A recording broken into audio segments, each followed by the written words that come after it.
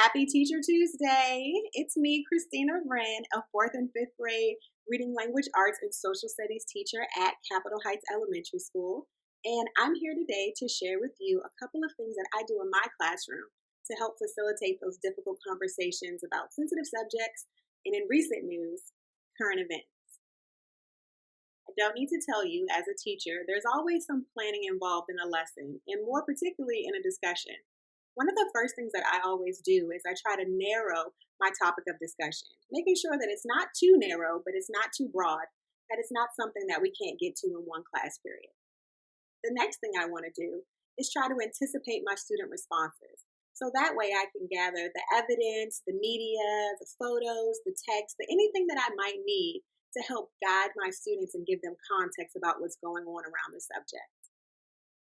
Once class is started, to ensure that you have the most rich conversation with your students, you want to make sure that you let everyone know that all opinions are welcome, all questions are welcome, and that anything that they want to say, as long as it's on topic, is perfectly relevant and accepted.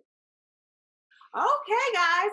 So today we are shifting a little bit from our schedule because I think that we need to spend a little bit of time having a discussion about some things that happened in current events yesterday.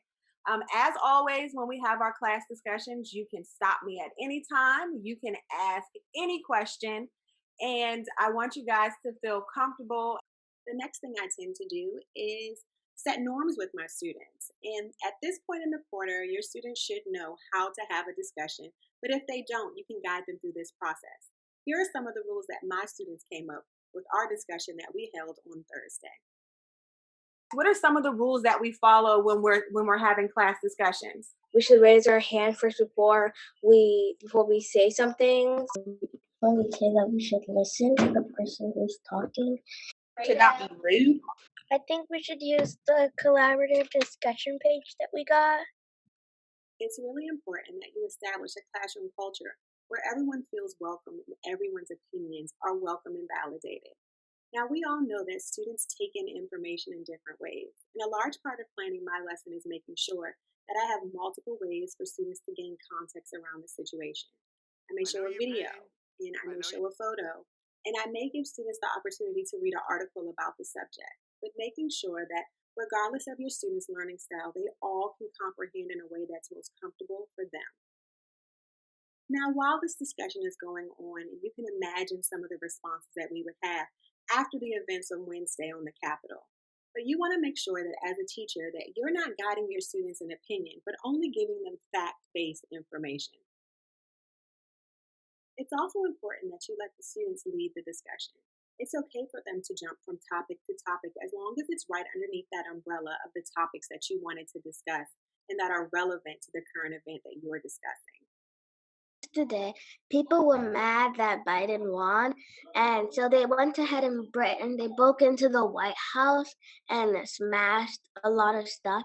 And Trump's actions were a bit questionable. I think that's why yesterday was a day to remember. Yeah. You want to know what? Since you bring that up, Danielle, I'm going to skip right in our presentation. Remember, I said I was going to be moving around because I'm going to let this conversation flow as you guys guide it.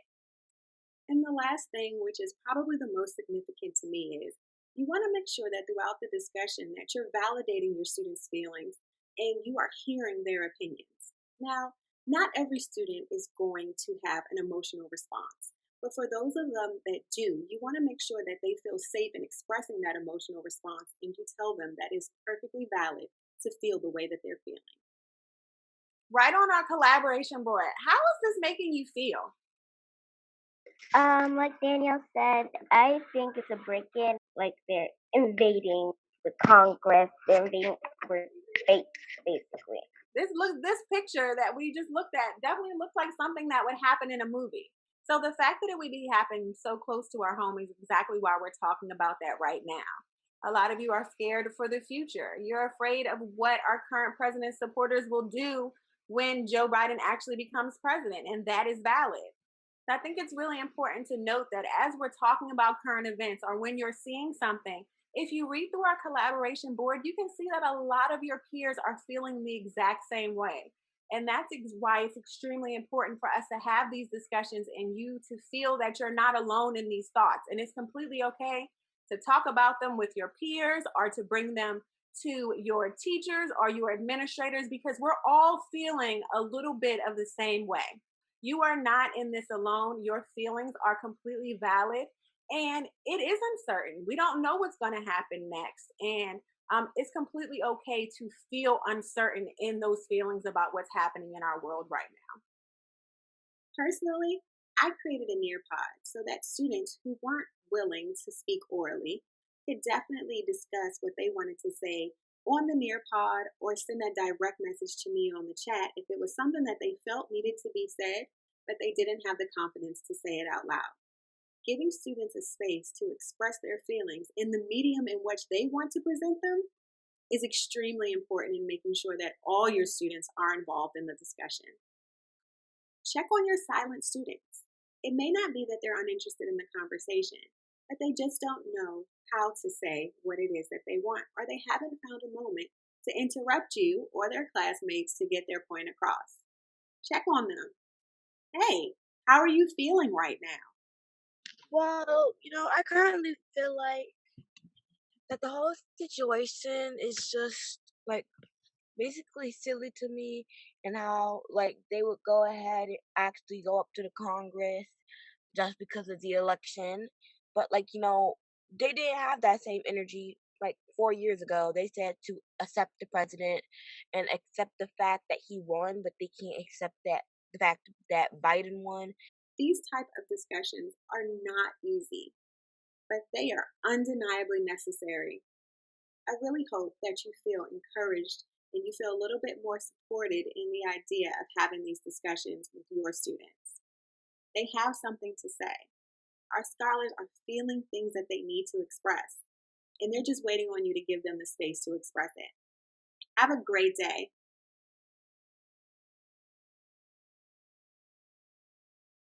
I think that the reason why they're protesting is because they're not happy with what with how the electoral votes went, and I think that they want to express themselves, and they think that there are some frauds in voting.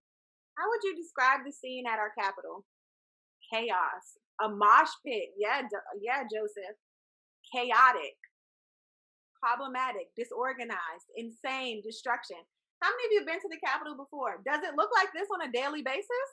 Is this something we should be used to? Yeah, I don't think. No. Yeah, it never looks like this.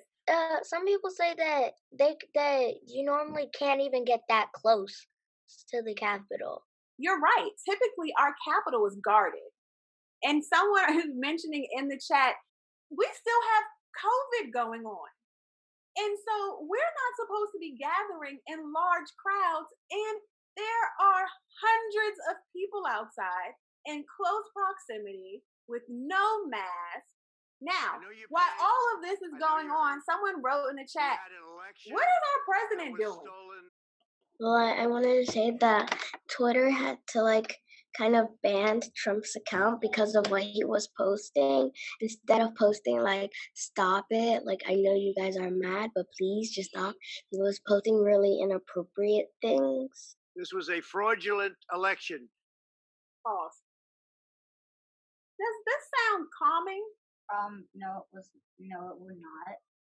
No, not at all.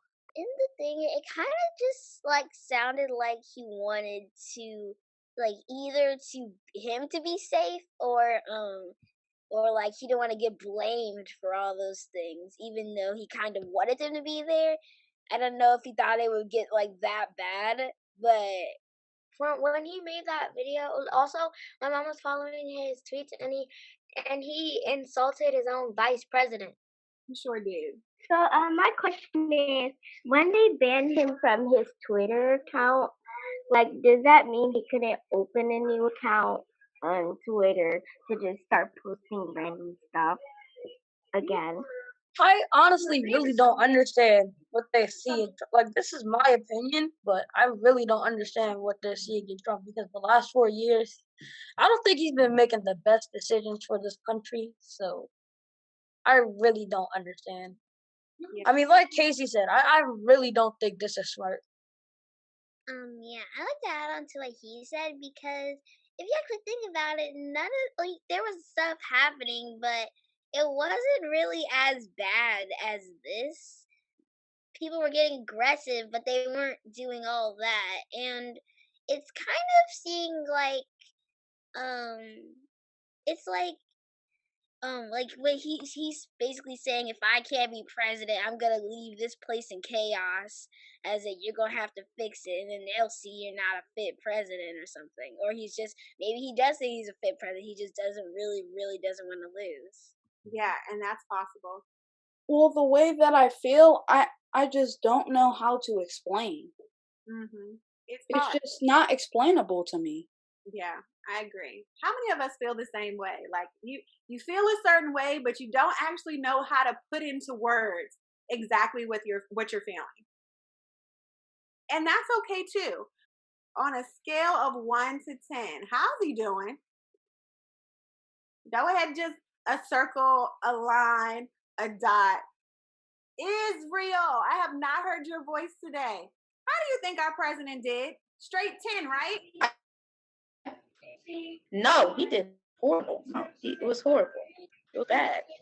What could he have done? Sad. He could have went to the Capitol and literally just stopped it. Like, could have went to the Capitol instead of staying somewhere and recording a video. Yeah, I never thought about that, Israel. He recorded that video in the piece of the garden of the White House. It could have been more impactful if he would have went to the steps of the Capitol building, even though it may have been more dangerous. I agree that it may have been more impactful. What are you thinking about right now? I'm thinking that they should have arrested more people because they stormed into the Capitol. And one more thing, at least, out of all this stuff, at least the people that are protesting look like they're having fun. At least. I know. If we do have to find a positive in this situation, this man does look extremely happy. Thank you for noticing that, Kenyon. He looks extremely happy with himself. Like if you think of it, this is the capital.